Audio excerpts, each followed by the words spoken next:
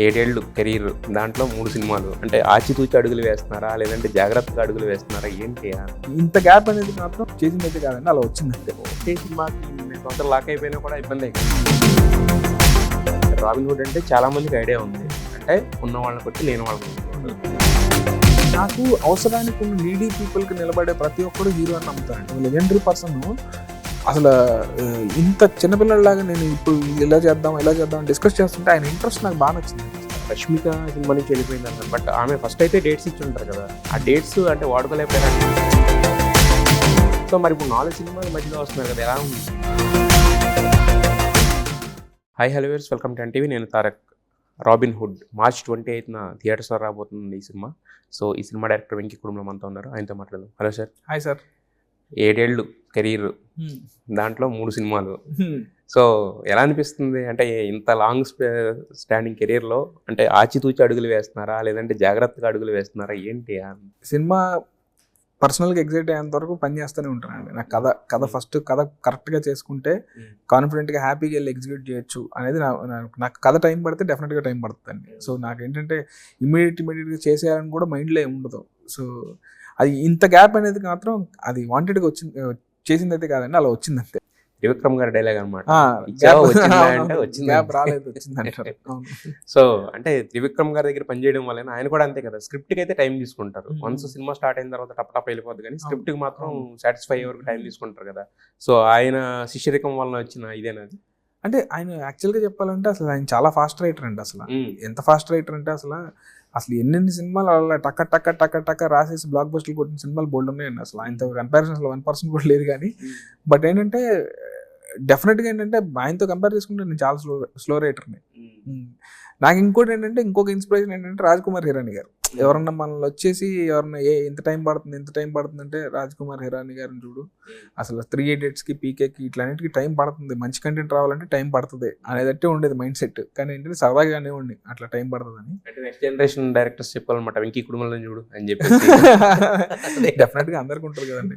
But నేను time అనేది అంటే పెద్ద నేనైతే అంటే ఇంత టైం పడుతుంది, ఇంత తీసుకుంటున్నాను అందరూ అంటారు. కానీ బట్ నేను పర్సనల్గా అయితే అది ఫీల్ అవునండి. At the end of the day cinema అనేది చూసుకొని నాకేంటంటే ఇప్పుడు చెలో బాగుందన్నారు, భీష్మా బాగుందన్నారు, అండ్ నెక్స్ట్ వచ్చే సినిమా కూడా ఒక మెట్టు ఎక్కేలానే ఉండాలి, ఆ నెక్స్ట్ వచ్చేది కూడా ఇంకో మెట్టు ఎక్కేలానే ఉండాలి. దానికి రాజమౌళి గారు బిగ్గెస్ట్ ఇన్స్పిరేషన్ అండి నాకు. అసలు అంటే ప్రతి సినిమాకి ఆయన స్పాన్ పెంచుకుంటూ ఆయన ఏదో చేస్తూ ఆయన టైం అసలు ఏ రోజు నాకు చూస్తే ఆయన టైం ఏ రోజు పెట్టుకోవాలి బ్రెయిన్లో. టోటల్ ఏంటంటే సినిమా బాగా రావాలి, బాగా తీయాలి, వస్తే ఇప్పుడు ఈ రేంజ్కి వెళ్ళిందంటే తెలుగు సినిమా రీజన్ ఆయన బిగ్గెస్ట్ రీజన్. ఒకే సినిమాకి 8 సంవత్సరాలు లాక్ అయిపోయినా కూడా ఇబ్బందే కదా. అవును. సో మరి అది ఇప్పుడు ఆ యాంగిల్ ఇప్పుడు రాలేదా మీకు? అంటే ఉందండి. అంటే జనరల్గా ఇప్పుడు ఒకే సినిమా మీద ఇన్ని ఏళ్ళు ఉంటే ఆ ఫైనాన్షియల్ థింగ్స్ అవి ఉంటాయి బ్రెయిన్లో. కానీ బట్ ఏమో అండి, నాకు సినిమా నేను టూ క్రిటికల్ అనమాట. నాకు సాటిస్ఫై అవ్వకపోతే వెళ్తే అంటే ఏదో లేట్ అయింది అనే దానికంటే కూడా వచ్చిన రోజు బాగుండాలి అనేది నా ఫీలింగ్ అండి. సో నాకు ఎక్కడ అది లేదు. వన్ థింగ్ ఏంటంటే మీరు అంది ఇప్పుడు బడ్జెట్ల పరంగా ప్రొడక్షన్ కూడా ఏంటంటే లేట్ అయితే పెరుగుతాయి. కానీ ఈ సినిమాకి యాక్చువల్లీ వాంటెడ్గా లేట్ చేసింది కాదండి. లేట్ అయ్యింది. ఎలా లేట్ అయిందంటే ఈవెన్ సినిమా స్టార్ట్ చేసినప్పుడు రష్మిక రిప్లేస్ అవ్వడం, వెంటనే ఇమీడియట్గా మనం ఇంకో హీరోయిన్ ఇప్పుడు శ్రీలీల ఒప్పుకున్నప్పుడు, శ్రీలీలని తీసుకొచ్చినప్పుడు ఆమె కూడా చాలా బిజీ ఉంది. భగవంత్ కేసరి, గుంటూరు కారం, ఇట్లా చాలా సినిమాలు చేస్తూ చాలా బిజీ ఉంటుంది ఆమె డేట్లు కూడా. సో వీటిలన్నిటి వల్లను అండ్ ఇంకోటి సినిమా మొత్తంలో రాజేంద్ర ప్రసాద్ గారు ప్లస్ వెన్నెల కిషోర్ గారు వీళ్ళందరూ ఉన్నారు, కాంబినేషన్ త్రూ అవుట్ ఉంటారనమాట. సో దానివల్ల ఏమైందంటే ఒక్క ఆర్టిస్ట్ మిస్ అయినా మన డేట్కి ఇప్పుడు అది. సో అది అయితే యాక్చువల్గా రాబిన్ హుడ్ అని టైటిల్ పెట్టారు. రాబిన్ హుడ్ అంటే చాలా మందికి ఐడియా ఉంది, అంటే ఉన్న వాళ్ళని కొట్టి లేని వాళ్ళకి పెట్టేవాడు. బట్ ఈ సినిమా చూస్తేనేమో వేరే టోటల్ అంటే టింజ్ టోన్ అంతా కూడా వేరే విధంగా ఉంది. అంటే ఎలా ఇన్స్పిరేషన్ ఎక్కడ ఈ స్టోరీకి మీకు, అండ్ టైటిల్ జస్టిఫికేషన్ ఎలా ఇచ్చారు? నాకు అవసరానికి ఉన్న నీడీ పీపుల్కి నిలబడే ప్రతి ఒక్కడు హీరో అని నమ్ముతాడండి. ఎవరన్నా నీడీ పీపుల్కి ఎవరన్నా నిలబడ్డాడంటే వాడు హీరో అని నమ్ముతాడు. సో అంత హీరోయిక్ టైటిల్ ఏముంది అని అంటే రాబిన్ హుడ్ అండి. సో ఎందుకంటే నీడీ పీపుల్ కోసం పెద్దవాళ్ళని కొట్టి నీడీ పీపుల్కి పెట్టేవాడు రాబిన్ హుడ్. సో అలా టైటిల్ని తీసుకోవడం అయిందండి. కానీ అదే దొంగ కథే అదే అవసరమైన వాళ్ళకి కొట్టేసి వేరే వాళ్ళకి ఇస్తున్నాడు అని ఎంతసేపు చెప్తామండి అని చెప్పొచ్చు. బట్ ఈ జానర్లో చాలా సినిమాలు చూసారు. ఇప్పుడు మన బ్లాక్ బస్టర్ కిక్ సినిమా కానీ అట్లా చాలా సినిమాలు ఉన్నాయి. ఆ సినిమాలు చూసాక మనం ఏదో కొత్త చెప్పకపోతే మనది ఒక రెగ్యులర్ సినిమా అయిపోతుంది. సో నేను అది క్యారెక్టరైజేషన్ వరకు అది తీసుకొని తర్వాత వేరే కథ వేరే టర్న్ తీసుకుంటుందండి. అండ్ అది కూడా కథ లోపల నుంచే ఉంటుంది తప్ప ఏదో సపరేట్గా ఇప్పుడు కథ మార్చాలి కాబట్టి మార్చారు అట్లా ఏమి ఉండదు. అంటే జస్టిఫికేషన్, టైటిల్ జస్టిఫికేషన్ ఉంటుందా? 100% ఉంటుందండి. దీంట్లో రాజేంద్ర ప్రసాద్ గారు ఫస్ట్ నుంచి మాట్లాడుతున్నారు, అంటే ఇన్ని సినిమాలు చేసిన లెజెండ్, సో ఆయన ఎగ్జైట్ అయ్యి మాట్లాడుతున్నారు. సో ప్రతి ఒక్కళ్ళు కూడా ఏంటంటే చాలా కాన్ఫిడెంట్ గా ఉన్నారు సినిమా మీద. సో ఆ కాన్ఫిడెంట్ ఫ్యాక్టర్ ఏంటి? స్టార్టింగ్ స్క్రిప్ట్ విన్నప్పటి నుంచి అందరూ కాన్ఫిడెంట్. ఇప్పుడు రాజేంద్ర ప్రసాద్ గారు ఫస్ట్ నేను స్క్రిప్ట్ నెరేట్ చేసినప్పుడు ఆయన అలాగే చూస్తూ ఉంటే ఏంటి అసలు ఇప్పుడు నేను ఎలా తీసుకున్నారు ఏంటో అనుకున్నా, కానీ too much into the film అయిపోయి ఇన్వాల్వ్ అయిపోయి నేను ఎలా చేస్తాను, నేను గెటప్ ఎలా చేస్తాను, నాకు భలే నచ్చింది సినిమా, నేను గెటప్ ఇలా చేద్దాం అనుకుంటుంటే డిస్కషన్ ఉండేదండి. అంటే ఇలా చేద్దాం అంటే అవతల నేను చూసి ఇన్ని సినిమాలు చేసిన ఆయన ఒక లెజెండరీ పర్సన్ అసలు ఇంత చిన్నపిల్లలాగా నేను ఇప్పుడు ఇది ఎలా చేద్దాం డిస్కస్ చేస్తుంటే ఆయన ఇంట్రెస్ట్ నాకు బాగా నచ్చిందండి. అసలు బాగా నచ్చింది. అండ్ ఆయన కథ విని ఎగ్జిట్ అయ్యారు, అండ్ హీరో కథ విని ఎగ్జిట్ అయ్యారు. లీలా కూడా అంత బిజీగా ఉన్నా సరే సినిమా ఓకే చేసిందంటే తనకి క్యారెక్టర్ కథ చెప్తే ఇది భలే ఉంది చేస్తాను నేను అనే దాంట్లో అందరూ ఇప్పుడు ఇంత బడ్జెట్ సినిమా అయినా కూడా మైత్రి ప్రొడ్యూసర్స్ ఓకే చేశారంటే రీజన్ ఏంటంటే కథ అండి. సో వీళ్ళందరూ కాన్ఫిడెంట్గా ఉంది ఏంటంటే స్క్రిప్ట్ ఉన్నప్పుడే కాన్ఫిడెంట్, తర్వాత చేస్తున్నప్పుడు ఇంకా ఎంజాయ్ చేశారు. ఆ లుక్స్ కానీ ఇప్పుడు లుక్స్ అందరూ చేస్తున్నప్పుడు వాళ్ళ మధ్య ఉన్న టైమింగ్ కానీ అవన్నీ చూసి అందరూ ఎంజాయ్ చేశారండి. సినిమా చూసిన తర్వాత ఎస్పెషల్లీ హీరో నితిన్ అన్న అయితే అసలు టూ వెరీ కాన్ఫిడెంట్ అసలు. అయితే యాక్చువల్గా మీరు ట్రైలర్ అంటే మనకి ఏదైనా కూడా ఒక ట్రంప్ కార్డ్ అంటే టీజర్, ట్రైలర్, సాంగ్స్ ఇవి ఉంటాయి కదా, అన్నీ ఓకే. ట్రైలర్లో మీరు అన్నట్టే ఫన్ ఉంది, at the same time action ఇదంతా కనిపిస్తుంది. బట్ ఆ కథకు సంబంధించిన ఇవి కూడా ఎక్కడన్నా మనం జనరల్గా చెప్తూ ఉంటారు కదా చాలా ట్రైలర్స్లో, అంటే మీరు అంటే కావాలనే పక్కన పెట్టారా కథను, అసలు ఎక్కడ లీక్ కాకూడదని, లేకపోతే ఏంటిది? అంటే నేను యాక్చువల్గా ఏంటంటే అండి అసలు ఒక మన స్టోరీ ప్రిమైజ్ ఒకటి, అంటే ఈ సినిమా ఎలా ఉంటుందని ఒక ప్రిమైజ్ సెట్ చేద్దాం అని అనుకున్నాను. అంటే ఏమనుకున్నానంటే ఈ సినిమాలో ఫన్ ఉంటుంది, సో ఫన్ కూడా ఇలా క్యారెక్టరైజేషన్ నుంచి ఫన్ ఉంటుందని ఫన్. అండ్ ఈ సినిమాలో ఒక స్ట్రాంగ్ విలన్ ఉన్నాడు, ఒక యాక్షన్ ఉందని విలన్ చెప్పాను. సో బేసిక్గా నా ఫీలింగ్ ఏంటంటే అండి అసలు టోటల్ అంటే కథ చెప్పకపోవడం కాకపోయినా కూడా, బట్ ఒకటి ఏంటంటే చెప్పినట్టు చెప్పింది ఏంటంటే ఒక సెక్యూరిటీ ఏజెన్సీ నుంచి ఒక బిలియనర్ అమ్మాయి వస్తే ఈ అమ్మాయికి సెక్యూరిటీ ఏజెన్సీ వీళ్ళు ఒక హాలీవుడ్ ఏజెంట్స్ టైప్లో చేసి వెళ్ళారు, ఒక కన్ఫ్యూజన్ కామెడీ స్టార్ట్ అవుతుంది. అండ్ అలా వెళ్ళిన వాళ్ళు ఒక విలన్ దగ్గర పడతారు. సో ఇది చెప్పానండి నేను. ఇంతకంటే కూడా తెలుసుకోవాలంటే సినిమాలు తెలుసుకోవాలి. రష్మిక సినిమా నుంచి వెళ్ళిపోయింది అన్నారు, బట్ ఆమె ఫస్ట్ అయితే డేట్స్ ఇచ్చి ఉంటారు కదా, ఆ డేట్స్ అంటే వాడుకోలేకపోయారు, అంటే ప్రీ ప్రొడక్షన్ లేట్ అయిందా? లేదా అలా కాదండి. బేసిక్గా ఏమైందంటే సినిమా పాప రష్మిక ఏంటంటే నేను ఎప్పుడు సినిమా అన్నా సరే వచ్చి చేసేస్తాను అనే టైపే. నువ్వు సినిమా అంటే ఉన్నారు కదా మీరు కూడా ఓం కన్నా ముందు అదే మేము అది వీడియో చేసినప్పుడు కూడా. సో ఏమైందంటే అమ్మాయి చేసేస్తానుంది, కానీ తర్వాత ఏంటంటే వాళ్ళ మేనేజర్లు వాళ్ళు అసలు డేట్లు వర్కౌట్ చేయడానికి అసలు కింద మీద అయిపోతున్నారు. ఎందుకంటే ఆల్రెడీ చాలా సినిమాలు అమ్మాయి ఓకే చేసింది. ఇనిషియల్ గా కొన్ని డేట్స్ ఇచ్చి ఉంటారు కదా, అప్పుడు అవ్వలేదా?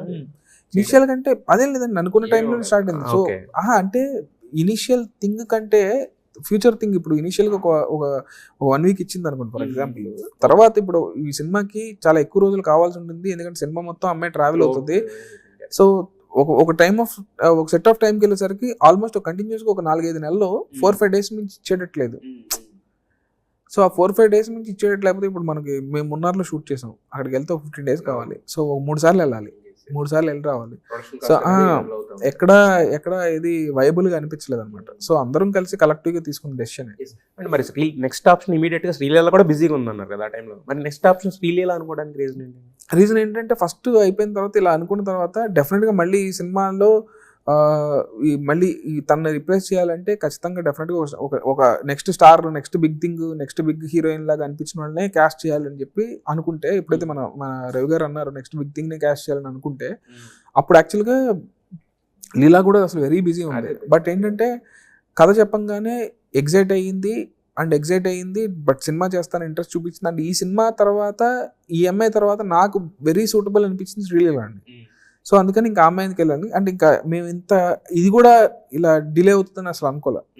పాప మా అమ్మాయి కూడా డేట్లు మధ్యలో తీసుకొచ్చి ఇచ్చిన కరెక్ట్ టైంకి వేరే ఆర్టిస్టులు కూడా డేట్లు మిస్ అయ్యేది. సో వీళ్ళందరినీ కలిపి సెట్ చేయడం అనేది చాలా పెద్ద పని. ఇప్పుడు ఇంకా రిలీజ్ గురించి మనం మాట్లాడుకుంటున్నాం. ఒరిజినల్గా అయితే ఈ వాటికి అయిపోయి 100 days పోస్టర్ పడాల్సింది యాక్చువల్గా, రాబిన్ హుడ్ 100 days అని చెప్పి. సో మరి ఆ టైము పుష్ప దగ్గర నుంచి ఇప్పటి వరకు వచ్చింది కదా, సో మిస్ అయినప్పుడు ఎలా అనిపించింది? ఇప్పుడు ఈ డేట్ లాక్ చేసుకున్నారు కదా. ఫస్ట్ మిస్ అవుతుంది అన్నప్పుడు కొంచెం అరే క్రిస్మస్ డేట్ మిస్ అవుతుంది అని ఒక చిన్న డిసప్పాయింట్మెంట్ ఉండింది. అరే మంచి డేట్ ఏమో, holiday, Christmas holiday, January 1st holiday, Sankranti వరకు వేరే సినిమా ఉండదు అని ఒక చిన్న ఉండింది. కానీ మాకు కూడా ఏంటంటే బాగా టైట్ అయిపోయిందండి అప్పటికి. సీజీలు కొంచెం డిలే అయ్యేలాగా ఉన్నాయి, వర్క్ కూడా ఉండింది అప్పుడు. సో సీజీలు అట్లాగే ఇంకోటి అసలు 1-2 సార్లు చెక్ చేసుకునే ఛాన్స్ ఉందా లేదా ఈ దీంట్లో ఉన్నాం. అండ్ ఇంకోటి పుష్ప అంత మ్యాసివ్గా చేసే టైంకి ఇంకా అసలు అంత మ్యాసివ్గా చూసి స్టార్టింగ్ నుంచి జనాలు అందరూ అంత చూసిన తర్వాత కూడా ఈ టైం ఎందుకో కరెక్ట్ కాదులే అని అంటే ఈవెన్ ప్రొడ్యూసర్స్ కూడా వాళ్ళ ఎఫర్ట్స్ అంత, ఇప్పుడు ఇండియాస్ బిగ్గెస్ట్ ఫిలిం దాని మీద పెట్టిన ఎఫర్ట్స్లో వాళ్ళకి చిన్న ఊపిరి ఉండేది కాదు అసలు. సో దీని గురించి ఏమన్నా మాట్లాడుకోవాలన్నది ఏమన్నా ఉన్నా సరే ఇప్పుడు అంత పెద్ద సినిమా కదండి. సో దానికంటే ఇప్పుడు క్రిస్మస్ డేట్ కంటే ఇంకా మార్చ్ సమ్మర్ డేట్ ఇంకా మంచి డేటు. సో సమ్మర్ అని అంటే మరి హోల్డ్ చేస్తే ఇంట్రెస్ట్ అవి ఇవని అంటే లేదు, మనకు సినిమా మీద కాన్ఫిడెన్స్, సినిమా అనే దాంట్లో పాపం ప్రొడ్యూసర్స్ తీసుకున్న decision. And we are very happy that ఒక మంచి డేట్కి వస్తున్నాం. ఈ సినిమా మొత్తానికి ఇప్పుడు ఇంతకుముందు మాట్లాడుకున్నట్టే టీజర్ ట్రైలర్ ఎన్ని ఎంత అయినాయో, కేతికా శర్మ సాంగ్ కూడా అంతే రేంజ్లో హిట్ అయింది. సేమ్ టైం ట్రోలింగ్ నడుస్తూ ఉంది. ఇదంతా ఓకే అంటే మనకి ఇంతకుముందు సేమ్ శేఖర్ మాస్టర్ చేసిందే బాలకృష్ణ గారి సినిమాలో అది కూడా సేమ్ అయింది, దాని ముందు రవితేజ గారి సినిమాలో కూడా సేమ్ అయింది. అంటే ఇప్పుడు రాబిన్ హుడ్లో సాంగ్ ఎలా ఉందనేది అనుకున్నా కూడా శేఖర్ మాస్టర్ సాంగ్స్ ఎలా ఉన్నాయనేది ఒక వర్షన్ నడుస్తుంది.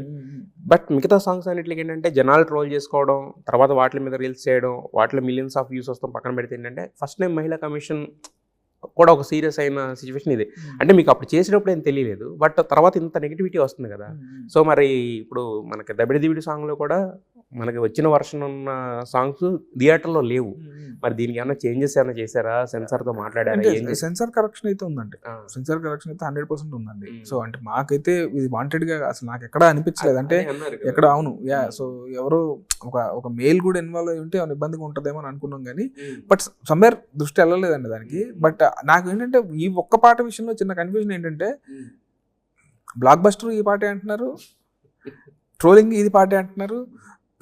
ఎక్కడికైనా వెళ్తే ఈ పాట ఇప్పుడు అదిదా సర్ప్రైజ్ అని అంటే అవతల వ్యక్తి ఇప్పుడు నన్ను పొగుడుతున్నాడా తిడుతున్నాడా అర్థం కావట్లేదు, సెకండ్ హాఫ్ అర్థం కావట్లేదు. ఇప్పుడు సార్ మొన్న ఒక అదిదా సర్ప్రైజ్ పాట అని అంటే నెక్స్ట్ ఏం వస్తుందా అని ఒక షాక్. కొంతమంది అదిదా సర్ప్రైజ్ పాట అదిరిపోయిందని ఒకడు అంటున్నారు, ఒకళ్ళేమో అదిదా సర్ప్రైజ్ పాట ఆ స్టెప్ ఒకటి లేకుండా. సో పజిల్ లాగా ఉంది ఇప్పటికి కూడా ఉంది. సో బట్ ఇప్పుడు మీరు చూసిన దృష్టికోణం అంటే ఒకళ్ళు కొంతమంది నీతిని చూస్తారు, కొంతమంది బూతుని చూస్తారు. బట్ మీరు చూసినప్పుడు ఏంటంటే మీరు ప్రొఫెషనల్గా ఈ స్టెప్స్ బాగున్నాయి అని అనుకున్నారు. బట్ ఇలా బయట నుంచి వచ్చిన తర్వాత మరి మీకు అనిపించిందా ఓ యాంగిల్ కూడా ఉందా దీనికి అని అనిపించిందా? అంటే నాకు నిజంగా ఈ రోజుకి కూడా నాకైతే ఫస్ట్ అయితే చూసినప్పుడు ఏంటంటే స్టెప్పులు పాపం శేఖర్ మాస్టర్ 4-5 స్టెప్పులు చూపించారు, ఆప్షన్స్ చూపించారు. ఆ రోజు నేను కేతికా ఉన్నాం ప్రాక్టీస్ చేసేటప్పుడు, చూసి ఇది బాగుంది, మేము మా డిఓపి కూడా ఉన్నాం, ఉంటే ఇది బాగుంది, ఇది కొత్తగా ఉందని అనుకున్నాం తప్ప ఇది ఏదో నెగిటివ్ వెళ్తుందని కాదు. అండ్ ఇంకోటి మేము కెమెరా యాంగిల్ కూడా ఎక్కడ రాంగ్ ఏం పెట్టలేదండి. సో ఎక్కడో నెగిటివ్ వెళ్తుందని థాట్ కూడా రాలా. వస్తే ఇప్పుడు నా సినిమాలు ముందు సినిమాలు కూడా క్లీన్ సినిమాలు, అండ్ ఈ సినిమా కూడా టోటల్ క్లీన్ సినిమానే. సో ఆ ఛాన్స్ కూడా తీసుకునేవాడిని కాదు. అది మన డిఫరెన్స్ ఎక్కడ వచ్చింది? ఇప్పుడు మీరు సెన్సార్తో కూడా బీటింగ్ అయింది, సెన్సార్ ఈ కూడా అంటున్నారు కదా, అంటే ఎక్కడ వచ్చింది అనుకుంటున్నారు? పర్స్పెక్టివ్ చూసే దృష్టికోణమేనా లేకపోతే?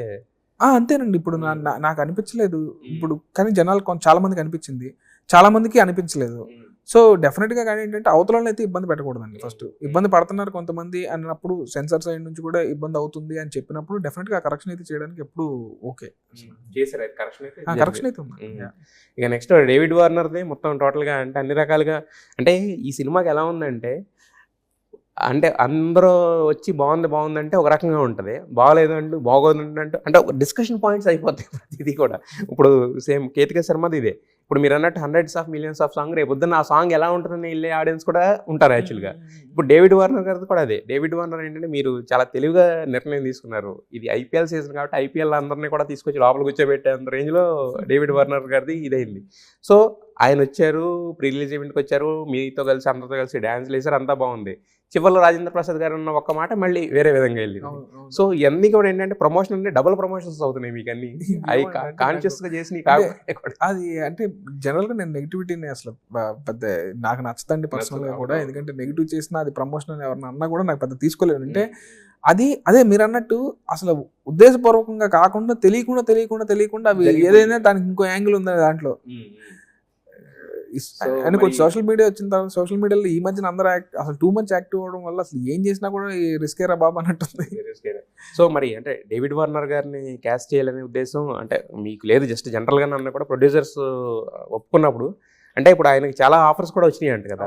సో ఆ సినిమాలన్నీ లేని మీరు ఏం చూపించారు సార్ ఆయనకి, మీరు వచ్చి సినిమా చేయడానికి? ఆయనకు ఒక మంచి అసలు ఆయన క్యారెక్టర్ ఏంటి, ఆయన లుక్స్ ఏంటి అని ప్రాపర్ గా ప్రజెంటేషన్ తీసుకుని వెళ్ళానండి. వెళ్ళి చూపించి ఆయనకి ఐడియా చెప్తే ఆ చిన్న క్యామియో అన్నా సరే దానికి చాలా ఇంపాక్ట్ ఉందని ఆయనకి అర్థమైంది, ఆయనకి నచ్చింది. సో ఆయన చెప్పాడు ఇట్లా నాకు ఇట్లా 4-5 సినిమాలు వచ్చినాయి కానీ బట్ ఎక్కడో నాకు ఆ వైబ్ రాలేదు, బట్ సమ్మర్ ఇక్కడ నాకు అసలు మంచి వైబ్ వచ్చిందని.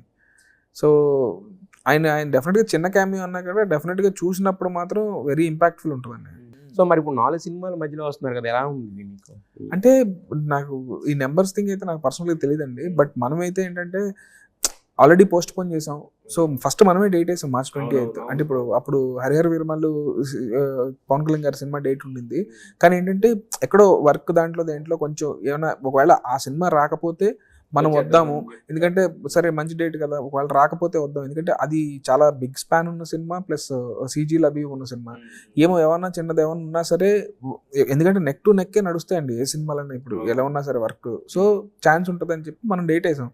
ఏం కానీ నెక్స్ట్ డే వంశనాలు వేశారు. వాళ్ళు వేయడానికి పాపం రీజన్ ఏంటంటే ఇప్పుడు నెట్ఫ్లిక్స్ మీరు అన్నట్టు ఓటీటీ ఇప్పుడు ఈ డేట్లో వాళ్ళు స్ట్రీమింగ్ రావాలని ఓటీటీ వాళ్ళు ఒక డేట్ పెట్టుకుంటారు. ఆ డేట్కి ఇంత ముందు రావాలని చెప్పి వాళ్ళకి ఉంటుంది. సో వాళ్ళకి ఈ డేటే వేయాల్సిన సిచ్యువేషన్ వచ్చింది. అండ్ మేమిద్దరం వేసిన తర్వాత మాకు అనుకున్న సర్ప్రైజ్లు ఏంటంటే మన ఎంపరన్ ప్లస్ వీరధీరస్వరుడు. బట్ నేను బిలీవ్ చేస్తుంది ఏంటంటే జనాలకి సినిమా బాగుంటే, నాకు తెలిసి సినిమా అనేది వెరీ ఎలా చెప్తాను, కంట్రోల్డ్ బడ్జెట్ లో ఉండే ఎంటర్టైన్మెంట్ అండి సినిమా. అంటే ఇప్పుడు మనం ఎక్కడికైనా వెళ్ళినా, బయటకి వెళ్ళినా, ట్రిప్ వెళ్ళినా, ఎటు వెళ్ళినా సరే అయ్యే సినిమా ఉంటుంది. కరెక్ట్ అండి, కరెక్ట్. సో డెఫినెట్ గా ఏంటంటే 4 ఫ్రెండ్స్ కలిసినా లేకపోతే ఇంట్లో హాలిడేస్ లో పిల్లలందరూ ఉన్న రిలేటివ్స్ వచ్చినా ఏంటంటే ఎంటర్టైన్మెంట్ ఏంటంటే సినిమాకి వెళ్దామని. సినిమా కూడా నేను బిలీవ్ చేసేది అంటే సినిమా బాగుంది అనుకోండి, ఇప్పుడు ఒక ఫ్యామిలీ బాగుందంటే డెఫినెట్ గా బాగున్న సినిమాలు చూస్తారు పిల్లలు. ఇప్పుడు ఎగ్జామ్లు రాసిన తర్వాత నేను బిలీవ్ చేస్తుంది ఏంటంటే మన సినిమా ఫ్యామిలీకి గట్టిగా ఉంటుంది, గట్టిగా పట్టుకుంటుంది అండ్ మంచి ఎంటర్టైనర్ అవుతుంది. డెఫినెట్గా అందరూ ఎంజాయ్ చేస్తారని చేసి. అండ్ ఇంకోటి మీరు కాంపిటీషన్ గురించి మాట్లాడితే అసలు లైఫే కాంపిటీషన్ అండి. మన ఇంటర్వ్యూకి వెళ్ళినా ఒక 100 మంది ఇంటర్వ్యూకి వెళ్తే డెఫినెట్గా దాంట్లో జాబ్ ఎవరికంటే 30 మందికి 40 మందికి ఉంటుంది. సో కానీ సినిమాలు బాగుంటే 4 సినిమాలు ఆడతాయని మాత్రం నేను బాగా గట్టిగా బిలీవ్ చేస్తాను. అయితే యాక్చువల్గా మీరు ఇంత లేట్ అవ్వడానికి డిలే అవ్వడానికి వన్ ఆఫ్ ద కారణం ఏంటి, మీరు చిరంజీవి గారితో చేసింది ఇది కూడా ఉంది కదా.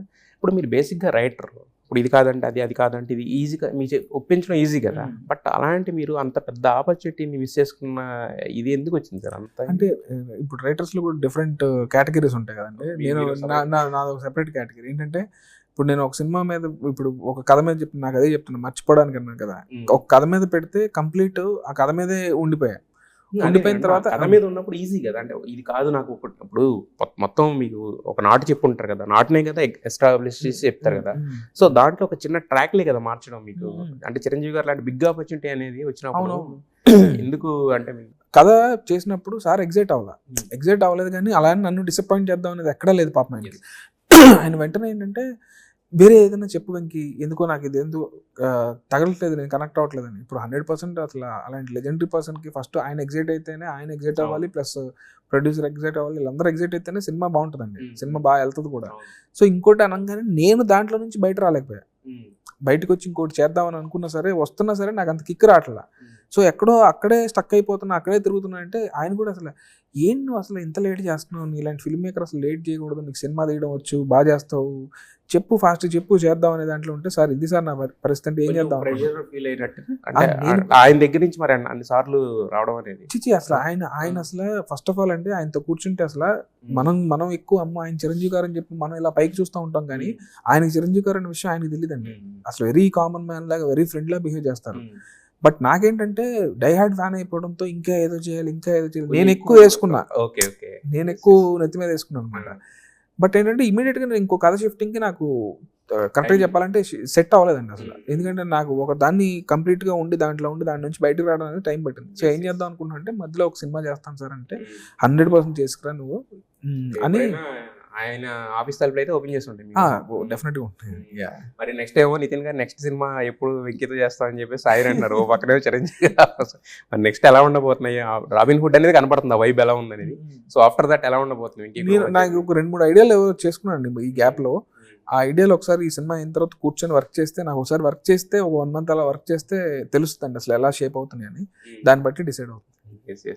ఇంతకుముందు మీరు చెప్పినట్టుగానే ఇప్పుడు అంటే మంచి సినిమా ఎప్పుడు వచ్చినా కూడా దాన్ని ఆదరించడానికి ఎప్పుడు కూడా ప్రేక్షకులు అందరూ ముందుకు ఉంటారు. సో మీరు అన్నట్టే వెంకీ కుటుంబ సినిమా అనగానే మేము కొన్ని ఆశించి వెళ్తాము. ఆ విషయాలన్నీ పుష్కలంగా కనపడుతున్నాయి మీరు ఇచ్చిన బయటకు వచ్చిన ప్రమోషన్స్ మెటీరియల్ కానీ వాటిలో కానీ. సో ఖచ్చితంగా 28th వస్తుంది రాబిన్ హుడ్, పెద్ద హిట్ అవ్వాలని చెప్పి. Next one of the big league డైరెక్టర్గా వెంకీ కుటుంబాన్ని చూడాలని చెప్పి మనస్ఫూర్తిగా కోరుకుంటున్నాం sir. Thank you so much. Wish you all the best. Thank you so much.